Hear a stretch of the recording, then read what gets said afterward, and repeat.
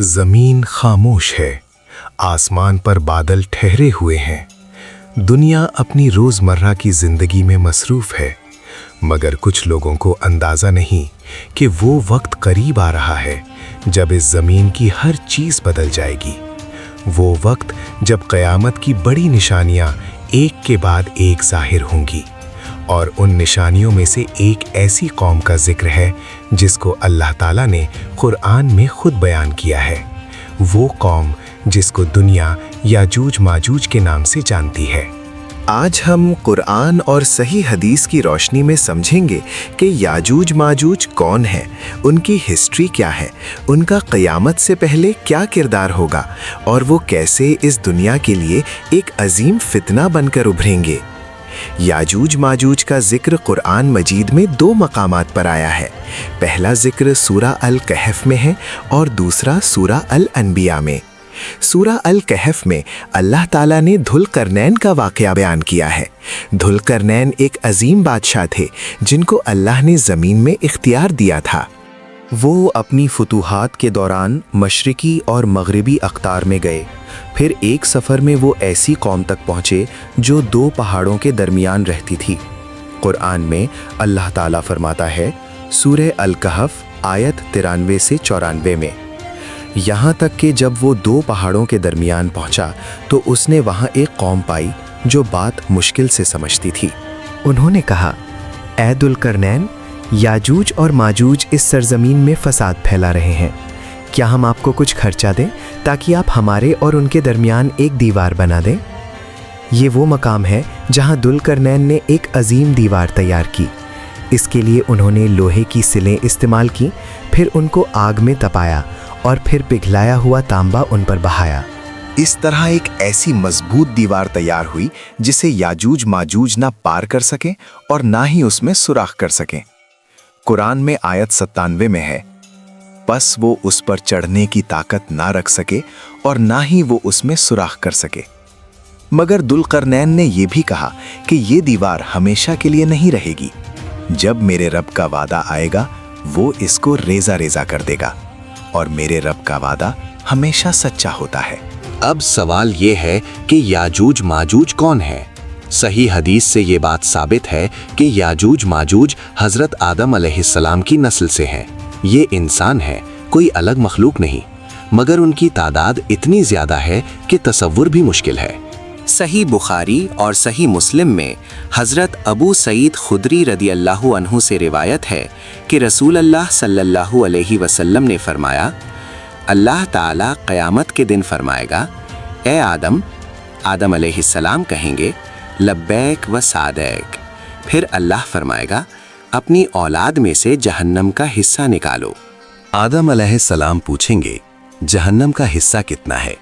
अल्लाह फरमाएगा, हर 1000 में से 999 जहन्नम में जाएंगे और सिर्फ एक जन्नत में। सहाबा ये सुनकर घबराए। रसूल अल्लाह सल्लल्लाहु अलैहि वसल्लम ने फरमाया, खुश हो जाओ, क्योंकि तुम्हारे साथ याजूज माजूज हैं जो बेहद ज्यादा हैं। इस हदीस से अंदाजा होता है कि याजूज माजूज की तादाद कितनी बड़ी है। वो इस कदर ज्यादा हैं कि बाकी इंसानियत उनके मुकाबले में बहुत कम है। अब देखते हैं कि क़यामत के करीब याजूज माजूज कब और कैसे निकलेंगे। कुरान में सूरा अल अंबिया आयत 96 में अल्लाह ताला फरमाता है, यहाँ तक कि जब याजूज माजूज खोल दिए जाएंगे और वो हर बुलंदी से तेजी से उतरेंगे। ये आयत बताती है कि एक वक्त आएगा जब वो दीवार खुल जाएगी और याजूज माजूज इस ज़मीन पर फैल जाएंगे।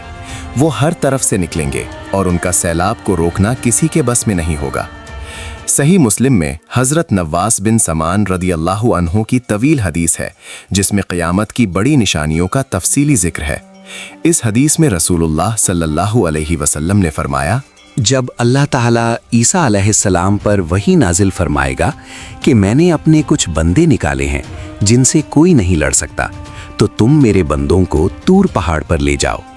फिर अल्लाह ताला याजूज माजूज को भेजेगा और वो हर बुलंदी से उतरेंगे।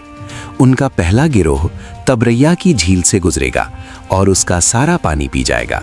जब आखिरी गिरोह गुजरेगा तो कहेगा, कभी यहाँ पानी हुआ करता था। सोचिए, एक पूरी झील का पानी सिर्फ पहला गिरोह पी जाए, ये उनकी तादाद और कुव्वत का अंदाज़ा देता है। याजूज माजूज के निकलने का वक्त ईसा अलैहिस्सलाम के ज़माने में होगा। जब दज्जाल का फितना खत्म हो जाएगा और ईसा अलैहिस्सलाम दज्जाल को कत्ल कर चुके होंगे, तब याजूज माजूज की दीवार खुलेगी। ये बात सही मुस्लिम की हदीस से साबित है। ईसा अलैहिस्सलाम अपने मोमिनीन को लेकर तुर पहाड़ पर पनाह लेंगे, क्योंकि याजूज माजूज से मुकाबला करना मुमकिन नहीं होगा। वो इतने ताकतवर और ज्यादा होंगे कि दुनिया की कोई ताकत उनको रोक नहीं सकेगी। हदीस में है कि याजूज माजूज गुरूर में आके आसमान की तरफ अपने तीर फेंकेंगे और कहेंगे कि हमने जमीन वालों को भी कत्ल कर दिया और अब आसमान वालों को भी फतह कर लेंगे। अल्लाह ताला उनके तीर खून में रंग कर वापस गिराएगा ताकि वो और गुमराह हों। मगर ये उनका अंजाम नहीं है। याजूज माजूज का खत्मा कैसे होगा? सही मुस्लिम की उसी हदीस में है कि ईसा अलैहिस्सलाम और उनके साथी तूर पहाड़ पर अल्लाह से दुआ करेंगे। अल्लाह ताला उनकी दुआ कबूल फरमाएगा और याजूज माजूज पर एक ख़ास किस्म के कीड़े भेजेगा जिनका नाम नगफ है। ये कीड़े उनकी गर्दनों में पड़ेंगे और वो सब के सब एक ही रात में मर जाएंगे, जैसे एक जान मरती है। फिर ईसा अलैहिस्सलाम अपने साथियों के साथ नीचे उतरेंगे। ज़मीन पर कोई जगह नहीं बचेगी जो उनकी लाशों और बदबू से भरी ना हो। फिर ईसा अलैहिस्सलाम दोबारा अल्लाह से दुआ करेंगे। अल्लाह ताला बड़े परिंदों को भेजेगा जो उनकी लाशों को उठा के वहाँ फेंक देंगे जहाँ अल्लाह चाहेगा। फिर अल्लाह एक बारिश नाजिल फरमाएगा जो हर जगह पहुँचेगी और ज़मीन को धो के बिल्कुल साफ कर देगी जैसे शीशे की सतह। इस पूरे वाक़ये में एक गहरी हिकमत है।